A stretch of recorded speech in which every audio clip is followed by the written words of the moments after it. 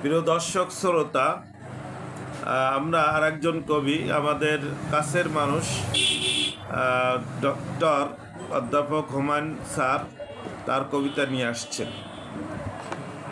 না, এটা হচ্ছে না, দেখি।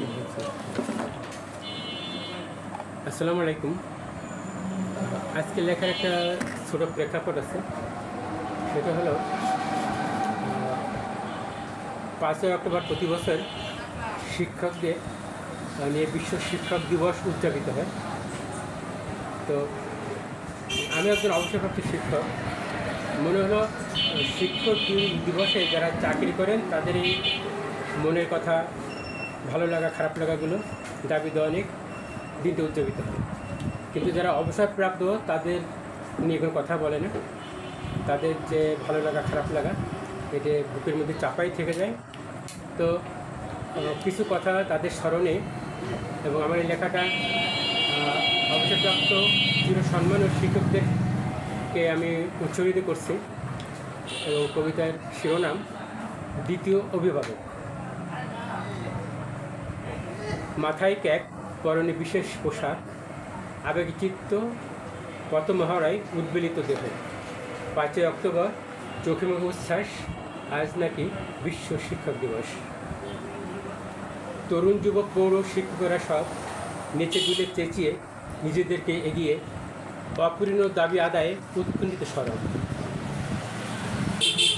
ছেলেমেয়েদের বিদ্যালয়ে নিয়ে পিতামাতা বলেন, প্রথম অভিভাবক সন্তানের সঁপে দিয়ে শিক্ষকের হাতে আবেগী কণ্ঠে বলেন পিতা, আপনি তো দ্বিতীয় অভিভাবক।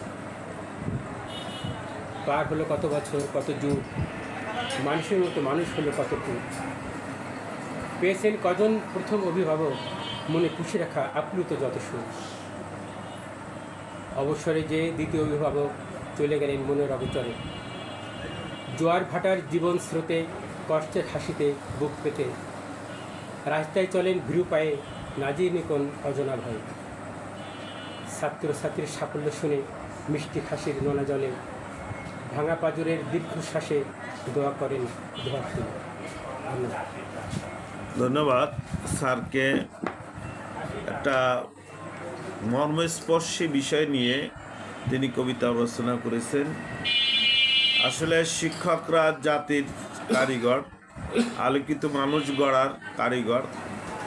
কিন্তু সেই শিক্ষক যখন অবসরে যায়, অনেক সময় যে ছাত্রকে খড়ি দান করেছিল সেই ছাত্র না দেখার ভান করে অন্যদিকে চলে যায়। আসলে এটা খুবই কঠিন এবং কষ্টকর বিষয়। আল্লাহ যেন আমাদেরকে এই জিনিস থেকে রক্ষা করেন। সকলকে ধন্যবাদ জানিয়ে আজকের এই কবিতা আসর এখানে আমরা শেষ করলাম।